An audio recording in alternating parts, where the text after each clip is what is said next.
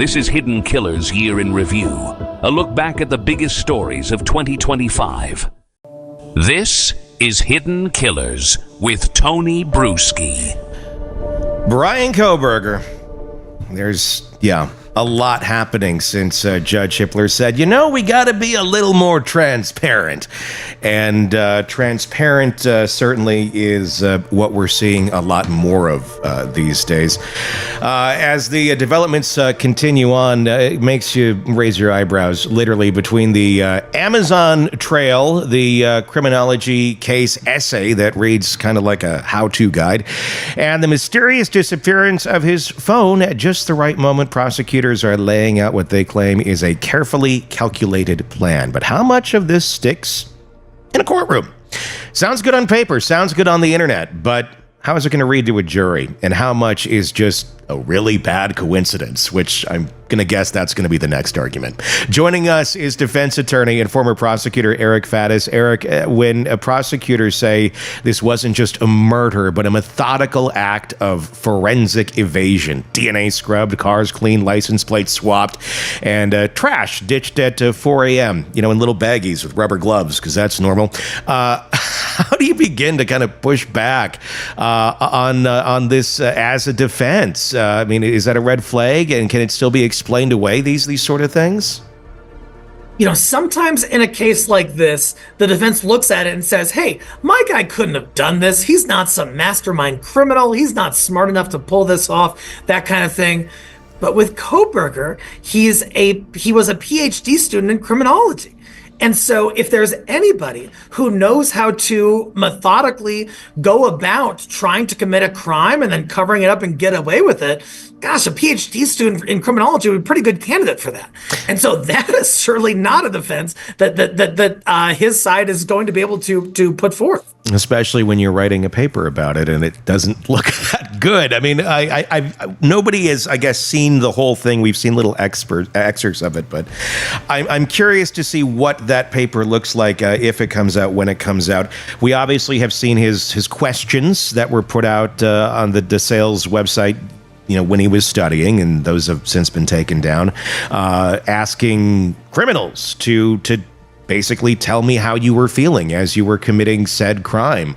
And on the surface, if you're studying criminology, it makes sense. But in the context of, look what he's accused of doing, that gives it a whole other light. Could that just be a coincidence, though? He was studying criminology, even though he seems like he's researching very deeply how to even feel about committing a crime like this. Yes, some peculiar developments from Kohberger's past that on the surface, some say could, tie him to exactly what these allegations say he did. Now, on the other hand, there is sort of a trend in the law, depends on the jurisdiction, but against using extrinsic types of statements, and especially we look at rap lyrics. A lot of rappers would say, hey, look, I was just saying that because it's part of the song and I'm trying to sell records, whatever. Kohberger could use that principle and say, hey, look, I was simply doing my classwork, and this shouldn't be held against me in a murder case. That would be unfair. And some judges are open to that idea. Didn't Kohberger, correct me if I'm wrong, but there's so many facets. Didn't he try to make a rap song at one point in time? Wasn't that out? Do you remember? I think this is a thing. I think it was years ago that he attempted that. I got to look into that. But I think early on, when people were looking into this and kind of digging up everything, with the blogging and I think that might have been one of those things.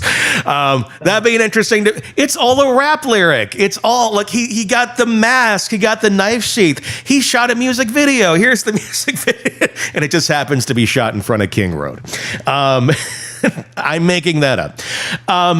The fact that we have more on the Amazon receipts now, he bought the knife, or the exact type of knife with the sheath, with the sharpener, quite a ways back prior to the murders, about 6 months roughly. But now we have receipts that are out there that shows he also bought a mask that happens to look exactly like what one of the surviving roommates saw. Buying those items individually, not a crime by any means, but contextually, is this showing premeditation, considering how far back some of these purchases were to the crime? That's exactly what the prosecutors are going to look at, because to prove first-degree murder, you have to prove premeditation. You have to prove that he deliberated about this, thought about it one way or the other, and said, no, I'm going to go ahead and stab these 4 people. That also he had malice of forethought. That all means that the prosecution has to prove planning. And when we're talking about allegedly procuring supplies that are going to be necessary to carry out a quadruple stabbing, namely a knife and the sheath, and then those things are found, or the sheath is found at the scene. And then when you add in elements to try to cover your tracks and not be identified, like a mask, all of these things start to have a cumulative effect, which makes it look like the walls are closing in on Kohberger. Yeah, well, another wall that's closing in is also his, I like to go look at the stars alibi. Now that we've learned there were no stars that night, it was actually very cloudy, very low cloud base as well. So it was foggy on the ground as well. So he's out there looking at the stars. Why didn't Ann Taylor at least go back and check the 7-day forecast just to see what's going on? I mean, it's not hard to look back and find that sort of information before you say, he's looking at the stars. Or was it more of a figurative way of speaking, which I'm sure will be what's argued? Yeah, certainly. And, but defense, especially in a high-profile case, and the prosecution as well, both sides have to realize that representations they make that become public are going to be scrutinized. They're going to be picked apart. People are going to be looking for holes or support or corroboration or lack thereof. And so this seems like a significant oversight and an error, because, that would be an easy thing to kind of shore up and establish. Of course, she could argue it was metaphorical. She could argue that in this specific stretch of the road, there actually wasn't much fog or whatever. But it doesn't look good. No, it's not a good look. And as we're also learning, more and more surveillance footage is out there. Some Ring doorbell cameras, as more things continue to be unsealed. Surveillance footage showing his car in the area right before the murders.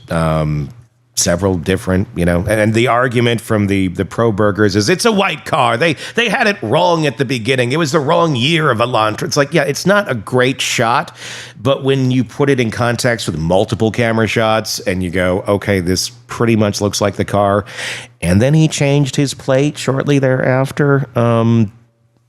That's not a good look either, when the vehicle that looks like yours is right there in the crime scene, and then you turn your phone off. Totally that. And then the changing of plates thing is going to be argued as consciousness of guilt. Yeah. Like that's something that criminals do when they're trying to get away with crimes. I'm not aware of any alternative innocent explanation for a change in the plates. Maybe there is one. Maybe the defense is looking into that. I don't know. But they should probably look for that, because without some innocent possible explanation, it really makes it look like it's a guy who's trying to get away with murder. Yeah, it certainly does. And it makes you wonder a little bit too, because they're trying to throw in the autism argument. And again, it's a scale, so you can be, staring at the wall, or you can be insanely productive and a genius, just depending where you're at. And a lot of times you're kind of socially awkward. You do things a little bit different than most, and even in a highly functional way, it can be coming across as, well, that's a weird way of doing things. Do you think that that's part of the reason why they're trying to throw the autism argument in there? Not to say, well, I mean, they've already had one trying to say that they couldn't, or he couldn't physically have done it because of some other condition. But I actually think it's not a horrible argument of, look, this guy is really awkward. He's autistic. He's always, been a little bit out there, not a murderer, but just, he does things different. And some people could look at it as suspicious or weird. And that's all it is. It's just all these weird coincidences of him, throwing out trash at 4 a.m. and cleaning his car like that, changing the plates, looking really freaked out when the police pull him over twice in a row. I mean, there's a lot of things one could say, well, if anyone in this sort of, mindset or has has autism on the level where he's at, would be acting kind of awkward. Is that where you think they may go, considering the stars don't seem to be a very strong argument at this point? I think that would be a smart move because, look, as defense, you have these set of circumstances the prosecution is bringing, and they're going to try to show how they're suspicious and unusual and something we wouldn't expect, that kind of thing. And so for defense to look at it, if this gentleman does actually have autism, that would be a potential explanation for peculiarities. For, the jury might think, oh, why would an innocent person do that? That doesn't make sense. Oh, it's because perhaps he thinks differently. Perhaps he acts differently, digests information differently, that sort of thing. So I think it could potentially neutralize some of the, unusual aspects of the evidence that the prosecution is going to bring forward. And that could land with some jurors, especially those folks who might know people or have people in their family with autism. The fact is, though, it'd be a lot of coincidences. I mean, like a ridiculous amount of coincidences for the behavior that we've seen to think, oh, this guy's not a murderer. That's it's like you're doing all the things that add up to having been this guy. There's that trip to Clarkston as well. Some are interpreting that as maybe disposing of evidence. There's surveillance footage at an Albertsons and Costco just hours after the murders. Again, looks a little odd, something that we haven't heard of before. That, I went to Costco that morning. I was living my normal life.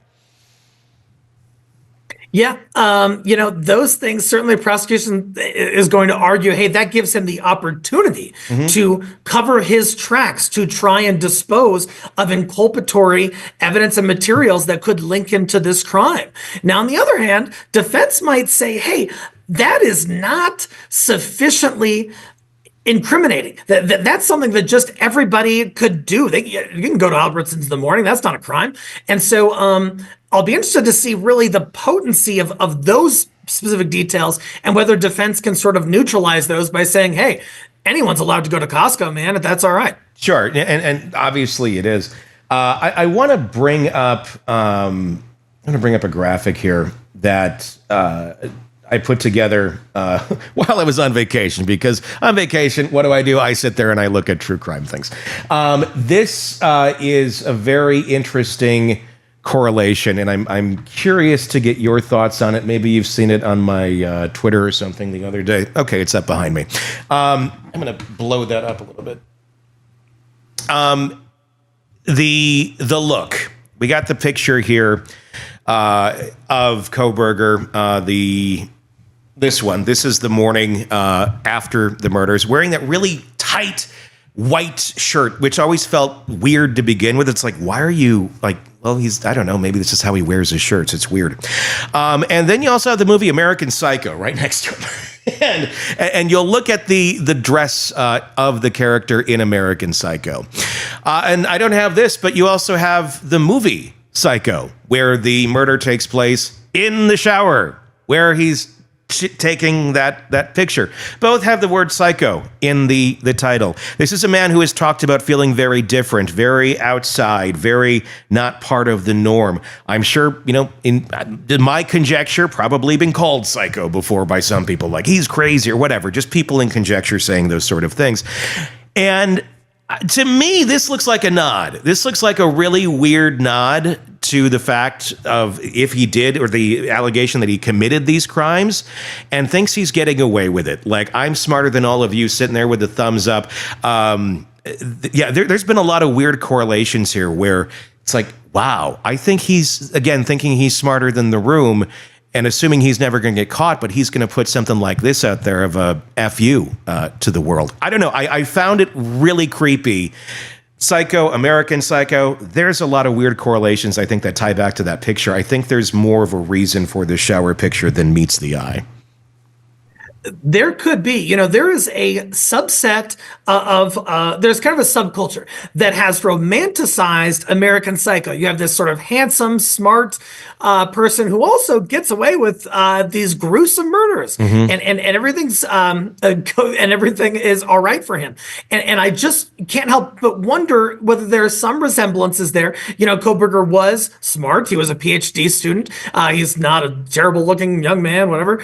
And so, do some folks aspire towards that romanticization, that glamorization of egregious murder that happens in some of our media, including in American Psycho? I think it's a fair question. Well, and there's also, it's never been completely proven, I wonder if it will in court, the Papa Rogers account that was out on social media immediately after the murders, before Kohberger was arrested. There was someone out there with that, if you remember this case way back, like almost 3 years ago now, the profile of the character looked a lot like Bryan Kohberger, and they labeled Papa Rogers, and this person seemed to have knowledge of the crime scene that no one else did, talking about the knife sheath early on, almost challenging people who were trying to figure out the case. And immediately after his arrest, the guy who was posting under those accounts completely disappeared. Again, we don't know if it was him, but person did seem to know a lot about knife sheaths and things like that no one else knew of at the time. So that to me, if it was him, shows a propensity for trying to play with the public, try to play with people psychologically. That's where this comes in, and I'm like, I think there was some joy here. I think there was, I'm smarter than the rest of the room. Y'all treat me like crap, but at the end of the day, I'm going to show you, I'm going to get away with this, and I'm going to be right in front of your eyes, and no one's going to even know it. Surprise, Bryan, people figured out the riddle. But in his mind, allegedly, I'm wondering, I'm really wondering if these are things that can play in. I don't know how would anything like this play out in court, showing consciousness of guilt? I guess you'd have to really somehow find some reference to him, admitting that he's doing it for those reasons. But it certainly is not a good look. It is a chilling prospect if that in fact was what was happening. In fact, I remember when I was a prosecutor, I had a stalker/arson case where the individual assumed this digital identity and was referencing song lyrics and weird cryptic facts about what happened, and ultimately we tied him to those communications via IP addresses and a really extensive digital footprint and investigation. I'm sure the government has looked into that. But if it comes to be that that Kohberger was doing that is damning, especially for the death penalty phase, because it shows not only that he committed this quadruple stabbing, but also that he had some kind of gleeful, perverse gratification from messing with the public about it. Could something like this show up in the death penalty phase if he's found guilty? Where the photo I'm sure will, if in fact he's found guilty. But could the prosecution make an argument that, look, yes, this is a creepy ass photo, but look what it also looks like? Could they make the correlation arguments in there? Could they admit basically American Psycho footage or pictures like this or Psycho things to make reference, to go, look how sadistic this is? I think they might want to. I think a court would be taking a real risk if it allowed in that next level of what you said, the sort of American Psycho footage, that kind of thing. Because even if there is a connection, even if it is relevant, it's possibly unduly prejudicial under what's called Rule of Evidence 403, meaning that it is so likely to inflame the passions of the jury that it's just too unfair and we can't let it in, because the jury might base their decision in part on that inflammatory evidence. I think that would be a concern at the penalty phase. There's a dog piece of fur that was found. We still don't know if it was from one of the victims' dogs. How long does it take to identify dog DNA? And then compare it to the... I would think by now we would have an answer to that. Or maybe it is, and maybe it's just still sealed up. We've known about the dog hair for a while, but as of now, we still don't know the answer to if it matches the dog. That piece of dog fur, that tiny little dog fur, that one, I think, could be the nail in the casket if, in fact, it is from one of the victim's dogs. How in the world would an innocent person have that kind of contact with the dog if they weren't the individual in there who committed these crimes. I just can't foresee even a theoretical innocent explanation under those circumstances, absent some sort of planting of evidence argument. Sure, and I don't know how you even go down that road. It gets to be a little too insane. Yeah, Snarkles may save the day. I don't know what the dog's name was, but at the end of the day, Snarkles may save the day in this case, and really show that jury beyond all the other things, without a doubt, what a lot of us are thinking. Of course, innocent until proven guilty. We'll see what continues to come out. Craving non-stop true crime updates? Press subscribe now and get the latest cases, analysis, and expert commentary delivered straight to your feed. Only from the Hidden Killers podcast and True Crime Today. This is Hidden Killers with Tony Brueski. Let's dig into the mind behind a murder here, or an alleged mind behind a murder.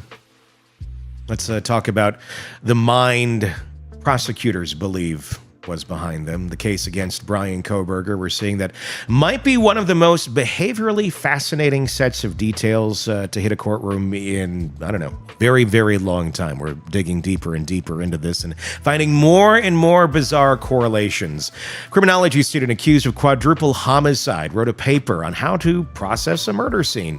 Could be normal, could be not, and may have used his knowledge to try and get caught, or to not get caught, depending on how you look at it. Joining us, Robin Dreeke, retired FBI special agent, chief of the Counterintelligence Behavioral Analysis Program. We got surveillance runs, a tactical mask purchase nearly a year in advance, the knife purchase online, and a guy who's accused of going full digital ghost mode for just the right 2 hours. How much of this behavior is screaming planning versus panic to you? And from your perspective, what stands out most about the mindset behind this kind of operation, if it is one? Yeah, I definitely didn't see any panic in anything because, again, he doesn't seem to have a pattern in his life of ever panicking. He is a planner. He's a strategist. He's a researcher. He's fixated on things, at least from what we've seen over periods of time. So I think it was all part of that planning process. You know, when I was really looking at this before today, Tony, what really struck me, especially with the planning steps he did, because he's a criminology student and he's studying these things, I really was wondering, at what point he decided to stop studying and start acting. Again, pure conjecture, innocent until proven guilty, but say it is him or someone like him. At what point did it go from fantasy of the study to wanting to take the action? Because I don't know if he actually went to college, went to get his Ph.D. in this to do this act. I think, because again, from what his earlier writings were saying, he's been what looks, again, I'm playing armchair psychologist here because I'm not licensed in it, but just conjecture, doing that deep empathetic dive of what it must look like from his perspective as best we can. He was on a journey in life to try to get some sort of emotional stimulus from anything, from something. And I think some of the glimmers he was getting, plus some of the validation he was getting from his undergraduate studies in criminology, were his potential only glimpses in getting some sort of emotional rush or rise that helped him feel a bit better about himself. And so as he kept going down that road, I think, you start that escalation of, well, let me try to do this. Yeah. I really need a little bit more. Let me try to do a little bit more. So it's like with everything, there's an escalation. There, people don't start out just killing someone. There's an escalation of violence and an action that's an impetus. And I think we have obviously the same thing here. There's a fantasy going on that started on this path. And I'm just curious at what point it went from fantasy to action. Don't know whether it was actually from buying a K-bar online or buying the mask, or was that just something he wanted to see what it looked like, to buy, to experiment with, to look at, and then see what I mean? I'm really curious in his mind when that transition, happened and it just flipped the switch, or was it a gray, slow transition? I don't know. He seems to be someone who had a lot of difficulty finding emotion or feeling in general from, again, this conjecture based on what we've seen out there and what he's even said in his own writings on those blogs, allegedly. And then when he gets into college and he's doing his research studies, the questions that he asked in some of those papers, I think a lot of people found to be interesting. If you're just looking at it from any perspective of someone who's studying criminal behavior and psychology, they wouldn't be that big of red flags. But then you go into context of what he's accused of doing, it's like he was trying to learn how to feel when committing a crime, or if he were to commit a crime. And it makes you then wonder, those responses he was getting back from people, was that a catalyst? Was that something where he was really feeling something, feeling it through somebody else, this sort of dark behavior, doing this sort of thing? And then was that the switch? Was that what flipped for him to go, well, I really want to feel this, because he was getting such a joy, or whatever it would be, out of this sort of research and looking into humans who have done this before and discovering, maybe he's got a penchant for this as well. It could be. I can't remember the exact name of the case, but I covered a case about 2 years ago. That was a South Korean case, actually, and it was a female, and this female South Korean had committed murder, cold-blooded murder of this person. And I remember they actually, when they interviewed her, she admitted to the murder. And she said that she was studying criminology and wondered what it would feel like to murder someone. She literally said it just like that. And she's convicted. Again, I could probably pull up the name and send it to you.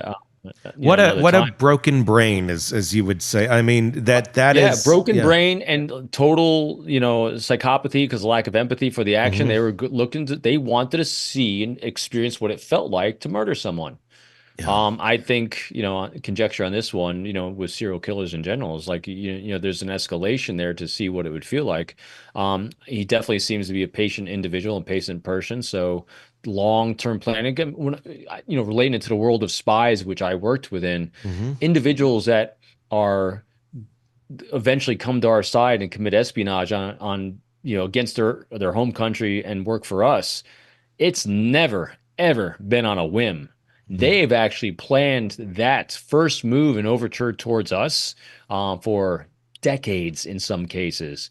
Lots of planning, lots of establishing behavior patterns so it could be hidden in plain sight from their own people. I mean, there's so many parallels. That's why my world, which I originated from in counterintelligence to here, is extremely congruent, because it's all about understanding, watching, observing, and predicting from behavior patterns of others. Yeah. It's exactly the same. Yeah, humans are humans at the end of the day. Yes, they are. And they're interesting. I want to talk about this. I sent it to you the other day when I was on vacation. I was sitting on a cruise ship going, oh my God, I think I found something. And for those watching, Tony and I keep texting each other, even on vacation, these cases. We do. It's like, I love it. It's like my daughter's out playing. I'm like, let's look into Kohberger more. So I did that, and this is what I came up with, and I even dug a little bit deeper after this and found more weird correlations. And again, this is conjecture, but it gets really creepy, especially too when you take it in line with the Papa Rogers posts that many believe were him online prior to the arrests. That was the posting, and the profile looked like Kohberger, but it was an artistic rendition of a old military individual. And he knew many aspects of the case that nobody else did, including the knife sheath, before any of that was public. So it made people believe this might be him taunting the media, taunting the public, and thinking he's smarter than the room. Because I think most of his life, he felt like he wasn't, or maybe he did think he was, but nobody understood him or saw it for what they should have in his mind. And that's where that began, but I also think that's where this ties into. What we have here, if you're watching on YouTube, and if you're not, go check it out. We have an image, the image of him in the shower, which I think is important. The setting, the shower, with the big... with the white shirt buttoned up to the top to like a very extreme level. It looks awkward. And then next to it, images from American Psycho, and the character there in basically a white It's not a suit. It's like a smock type thing that he was putting on to. Oh, holy shit. Look at this one. The blood. Everybody's like, did he do this? Did he do that? And is that a nod to that too, of not getting the blood on him? Anyway, the character in the movie looks a lot like him and is wearing very similar type outfit, very clean looking. And then you also have the movie Psycho as well, which he's in the shower with this picture. And, the main shower scene there is that as well. Both movies have the word psycho in it. Both have characters that I would say, a little reminiscent of Kohberger from what we know. Norman Bates, I don't think of Far Cry. And American Psycho as well. What's your thoughts on all this? Is this a big FU to the world, thinking that he's not going to get caught and he's in plain sight and he's doing the thumbs up in the shower? And this is a total nod to those movies that may have inspired him and then the actions that he may have taken. Maybe. So I'm getting excited about it, but I know. I know. So I'm going to throw. I'll do two things. I'll throw wet towel on it first, and then I'll say maybe on the other. Okay. So anytime we see things like this, as a human being, as our species does, we try to find patterns that may or may not be there. Sure. So because we have confirmation bias that weighs in on this, and so we start looking for patterns and try to create patterns that may or may not exist. And so that's my wet blanket. But on the other side, what I'm hoping for when we see the prosecution come out or through the search returns is that there'll be evidence and data points that support what it is you're saying, because it makes total sense, from my looking at it as well. Whoa, wow, that's some pretty big shit right there. Mm-hmm. So what we need to do though is to support that with data. And so one way we could do that, there's a couple cases I covered that dealt with psychopathy in individuals, and an individual that actually became extremely fixated. This guy was a psychopath diagnosed by one of my clinicians on my team. And he was, instead of killing people as part of his psychopathy, he was bilking people innocent people out of billions of dollars. And one of the things that he would do is to kind of get that emotional rush from situations. He would actually have $1 million in cash in a suitcase, walk into a dive bar, get falling down drunk, and you put that suitcase right by the door to see if anyone would still walk out with it. And no one had any idea it was $1 million. And that's what he was doing, part of his need for emotional response and simulation. The only thing they found, though, in his apartment, this was the type of guy that it was complete empty shell, nothing in the apartment, but he modeled himself after Catch Me If You Can, the movie. And so when we went to the interview strategy of him, when psychopathy, you're only dealing with grandiosity because that's their only motivation, is to be better than to be grander and have this greater narrative than everyone else that we see with these serial killers, is that we use that as a lever of influence to, when we had a conversation with him, it's like, you'll never be as good as, what was guy's name? And Catch Me If You Can. Abagnale. Okay. Abagnale was the actual, the actor was DiCaprio, but Frank Abagnale was actually the actual real person behind Catch Me If You Can. And so we actually used grandiosity and referenced him when interviewing him. So take that long narrative I just gave, my apologies for that, and now apply to this situation. I'd be very curious is if they ever found any data points, streaming the videos in the house, or researching of those things, images or anything else that actually would then validate the things we're seeing here. That's what I'd be looking for. That was the next question I had, and I texted you that day too, because I like all of a sudden all these spiders are coming off of this one idea, and it was, did they look through? I mean, obviously they went through the house and they took all the stuff, but that's a lot of stuff. I don't know. I was thinking there'd be a lot of stuff to go through. I don't know. You had said there's probably not a lot. It's he seems to be kind of like that, just kind of simplistic. And I apologize to interrupt. Sometimes there is, sometimes there isn't. I mean, when we look at the Rex Heuermann case, Long Island murder. Oh my God, the guy's a hoarder. So that's like a nightmare. But my wondering was, what if? Does he have the book? Does he have American Psycho? Does he have the movie? Does he have a DVD? Does he have a VHS of it or whatever? And is there anything in that? Like, is that something, kind of his own, little Bible, if you will, where sometimes people will mark things up or put certain things with it because it reminds them of a certain idea or thing. I'm wondering if they find anything, if in fact, again, this is just 1,000% conjecture. We don't know if he owned American Psycho or Psycho or anything like that. But I'm wondering if they did find that, if they found anything with it that would also then show, oh, look at this.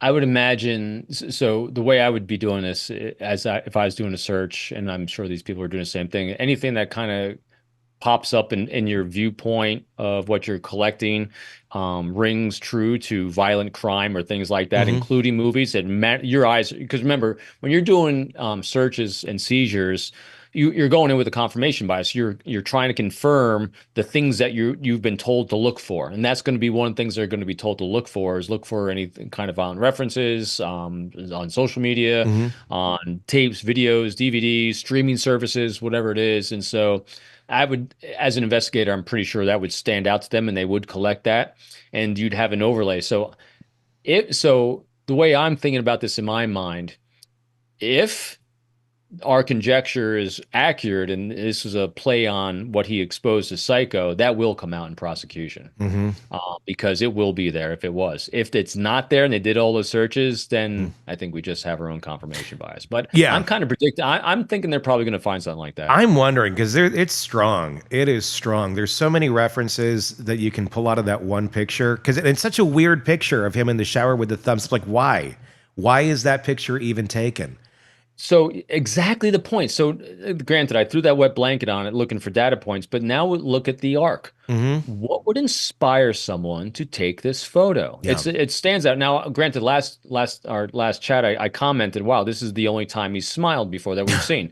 And in a response, people threw out, like maybe 3 other photos I saw of him smiling in different situations, which looked a bit more forced for the social environment he was in those moments. Again, I'm not defending or not defending, because there were a very few other data points of him smiling.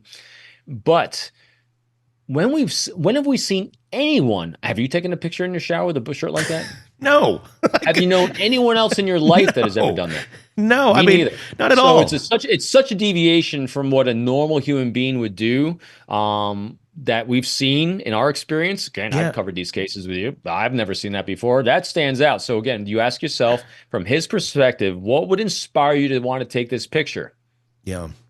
And it makes you wonder because it's not like this is a picture where he's going out for dinner on a hot date or something. He's like, all right, I'm going to look real creepy in this white shirt and it's not going to work like out. He came off of a really long, bad night. Yes, exactly.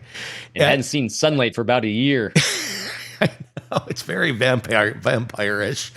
But it's so bizarre. And then for what we're learning now, and I don't know the timestamp on this, if this was taken before or after, but that he went to some locations. I think Costco was one of them, and there was another. I don't have it in front of me. And people are wondering, was he disposing of evidence over in some dumpsters or something, and dressed like this? I don't know. It was really creepy to come across this photo and kind of the correlations there. And again, it could be complete confirmation bias because we're so damn into this. But I don't know. I think there's something to it because that photo doesn't make any sense as why'd you take it and the setting of it, everything. It seems it's playing games. And as we know, a lot of people like to play games and they like to have their messages be decoded or if not even know that they're messages. I'm wondering if this is one of those. Well, and let's look at this from a behavior pattern. So you said you saw, and I saw it too, the trips to Costco, we see this photo. All right. So if it's not what conjecture we have it as, what is it? Yeah. So in other words, how many other times did he go to Costco? How many other photos does he have taking these shirts? How many other photos does he have in a bathroom next to a shower stall, throughout the course of his life? How many photos did he do selfies smiling? I mean, so again, if you're going to say that this was just part of his normal everyday activities, going to Costco at this time of day, taking these photos, okay, it's part of his normal activity. Show me the pattern of his normal activity where this falls in the line of. Yeah. Is there a lot of selfies on his phone that look like this, or is this kind of a standout one?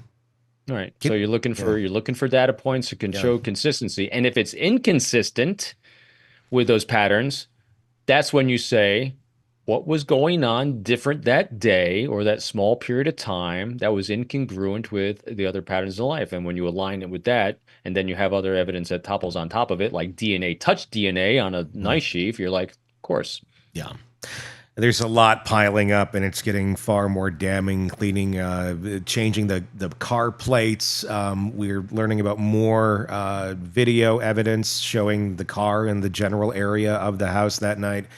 It's stacking up, and I know Ann Taylor knows all this. She has everything there. The walls are closing in. I'm just wondering how much further, what else they can do on this, or what they're going to be arguing. So interesting on that too. We haven't heard much from Ann Taylor lately, have we? No, I think she's run out.